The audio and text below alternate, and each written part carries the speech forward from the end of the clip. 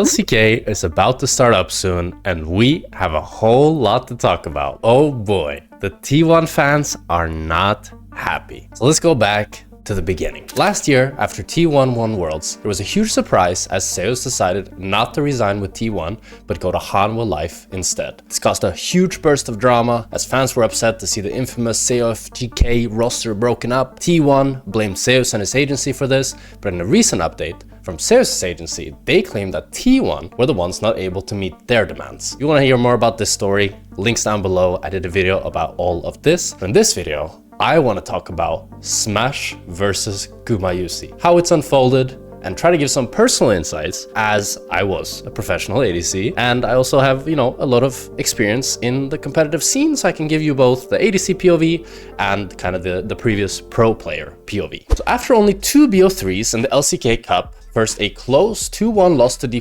Kia, and then an easy victory against DRX, Gumayusi was mysteriously benched and replaced by Smash. Now this was a surprise to many, me included, and many fans felt confused and were already upset just from this. However, the saga was only about to begin, as Smash had an incredible debut, winning all their BO3s and having a stellar performance against Gen G on Zeri and Kai'Sa. From the Otacon, and just look to lock this one down. Cyclone not getting the most value ever as they dive on top of Ruler, Smash in that backline. Ruler survives for a while. Smash as well is just diving on top of Chovy, takes down both of the carries.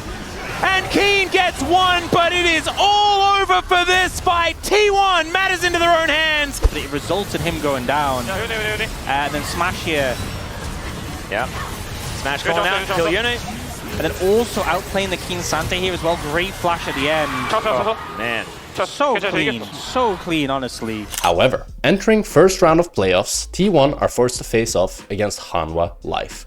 And after a close series, they fall in Game 5, ending their LCK Cup 6th place. Now, many fans have used this as an argument that Smash had a lackluster debut, but I want to give some further context why it isn't as black and white as all of that. And first of all, Hanwha Life ended up being the best LCK team and even pretty much the best team in the world. So taking them to 5 games isn't exactly 6th place worthy. Let's talk about that Game 5, because that Game 5 had Faker on Zoe and Doran on Akali into Zeus's Olaf. Now, when I saw T1's comp, I see a composition that has 2 champions that really want to be solo AP, Zoe and Akali, as they're both really countered by MR. So I thought that this draft would be an easy Hanwha Life win. Add on to the fact that Draven is an extremely difficult champion to pilot in pro play and make work, and you need to have a great matchup, you need to be very professional at champion, and have set up to snowball your lead. And as I said earlier, Zoe and Akali want to be solo AP, and they're countered by all the MR, and Skarner doesn't really work well as an AD source because he's so low damage. So in the topside skirmishes, who's going to kill an Olaf with MR? It's impossible. So all that Hanwha Life had to do is throw everything at Draven,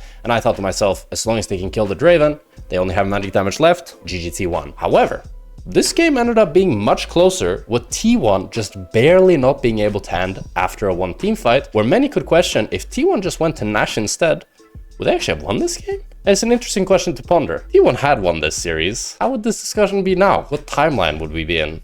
Would T1 be the first stand winners? Would they have lost to someone else? Would fans be more acceptive of Smash? I'm not sure, but we live in a reality where they lost. So let's talk about what the aftermath has been of all of this game and why the T1 fans are so upset, and I want to get into my opinion on all of this. First of all, the fans feel that this shows a great lack of disloyalty towards Gumayusi, who has devoted his whole career to T1. After winning Worlds back to back, he gets put right on the bench. Second comes the rather strange statement from T1 themselves, where Jomar stated that Gumayusi will play because Joe wanted him to, while implying the coaches instead wanted Smash, which, as you can guess, has had a very negative reaction. And it's like, it makes me question, like, why was this even said publicly? Surely it would be way better to just put up a united front, even if you don't really mean it, just to put some like confidence in the player. Like, I would feel really weird if I was Gumayusi and I know my coach don't want me to play, but the CEO is putting me in because the fans are mad, you know? It's a very strange situation. And so now we have a situation where the fans want Gumayusi, but the coaches want Smash. We haven't really talked about why do the coaches want Smash in the first place. They don't just hate Gumayusi, right? So what was it that they saw in Smash that Gumayusi lacks? Well, I'd argue it's because of losing Zeus that changed how T1 was structured and how their whole dynamic works. In the past, T1 was structured strongly around Zeus as a main carry on the team. However, Doran has never quite been that player. While Doran is not a tank main, and it's not like he can't play carries, he's just not quite as demanding and frankly as good as Zeus, which is not an insult. I mean, Zeus is the best top laner in the world, and I would love to play weak side for him any day of the week. And I think you can't just weak side your bot lane and play for Doran and find the same success. And therefore, the coaching staff felt that they needed more explosive firepower in the form of Smash, as he loves to play these high agency mobile champions like Seri, Kai'Sa, and Ezreal. And in the first few series, it worked. Smash looked great, and the coaches want to keep banking on that firepower to have bot lane as the main carry. And I can definitely see their potential and Smash's potential in general. However, I also don't disagree with the counter argument that Gumayusi is also a great carry, as we saw when he first entered T1, but he has been kind of forced to play this style to cater to Zeus, and at given time, he could retain his hyper-aggressiveness and become the same mechanical beast that we saw back then. So those are the two sides of the argument, and I want to say that I do agree with the loyalty sentiment. Gumayusi has incredible accolades to his name, and the loyalty he has shown to T1 has been insane.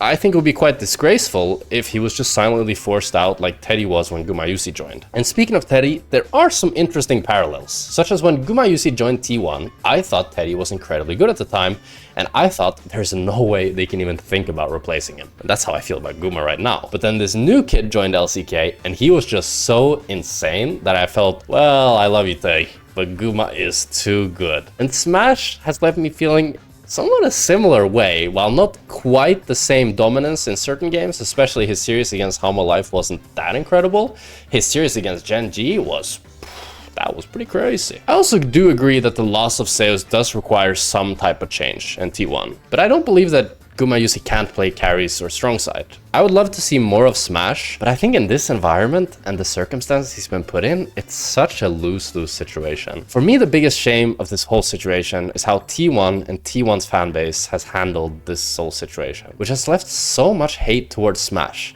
And his crime was that the coaches thought he was good enough to play. What? He had a good debut. Let's face it. Despite T1's lackluster finish, he was good. He was definitely not bad. And I think they should be happy that they have another good player on the roster and set aside their feelings for Gumayusi. I think you can live in a world where you agree that Smash is a good player while still wanting to see Gumayusi play. That's how I feel. And I do think that a lot of the criticism towards T1's management and their communication is justified. The truck sent for Joe Marsh's resignation is definitely way too overboard, but I really don't like how they've handled this whole situation. It felt like the communication was lacking in the beginning and kind of throwing the coaches under the bus, saying that they don't believe in Gumayusi while Joe does. It's just very strange. From my POV as a retired pro ADC, I don't think Smash is just better and Guma is past his prime or anything like that. Gumayusi's POVs are some of the most beautiful POVs that I watch. He has insanely good clicks. I'm gonna be honest with you, I haven't actually gotten to watch that much of Smash's POVs, mostly just the one they show in the LCK montage clips. But it's not like I've been blown away by that. I have a hard time seeing Gumayusi not being able to keep up, and therefore this would be my idea and solution for T1. I think T1 should have Gumayusi as the main starter, and if they struggle, then they can experiment with a 6-man roster. Speaking of 6-man roster, I think a really good idea that they could make out of this situation is utilizing the potential of roster swaps with Fearless. So if you have Smash practicing a certain subset of ADCs, like if he's really good on Ezreal, Seri, and Kai'Sa, and then you have Gumayusi who's really good on Varus, Caitlyn, Aphelios, Jhin, Ashe, then you can utilize roster swaps to tailor your draft for the next game, having essentially 2 players that are insane on their champions instead of having 1 player that is decent on a lot of champs. That way, you can still get the precision and the depth of a player that you normally wouldn't get in Fearless, you can with the addition of this roster swap. And this way, we could both see Gumayusi and Smash play while having an elevated T1 roster and using roster swaps in a really creative, intelligent way to gain an advantage in Fearless Draft. And then you can even have them develop specific pocket picks such as the Draven, Nyla, maybe Samira, that are hyper situational that they then can pull out in crazy game 4, game 5s of Fearless to gain an even bigger advantage. And I do think that this is something teams will experiment more with in the future, as it can be very, very valuable for drafts. And normally it's something that would maybe make more sense for top lane, but I do think for bot lane you can definitely get quite a bit of value out of it. And both players have now built up quite a bit of experience with Keria, so swapping them in and out shouldn't be too difficult for the team. And ADC in general is a role that's not too hard to swap out because, you know, in terms of communication and synergy and stuff, there's not too much to do. You just kind of farm and play your own game. So as long as the support synergy is there, everything else is kind of just, you know, and you put something there and it's like fixed, you know?